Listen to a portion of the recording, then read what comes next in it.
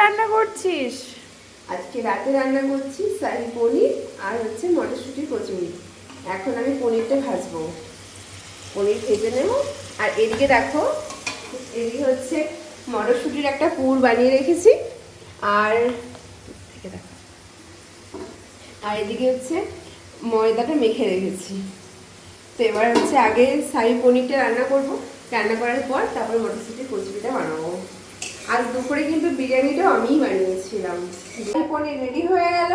এরপর হচ্ছে আমি বানাচ্ছি হচ্ছে কচুরি, মটরশুঁটির কচুরি। ঠিক আছে, অলরেডি পুর ভেতরে ভরে আর বেলা হয়ে গেছে। আর এই যে পনির এখানে রেডি, শাহী পনির এই যে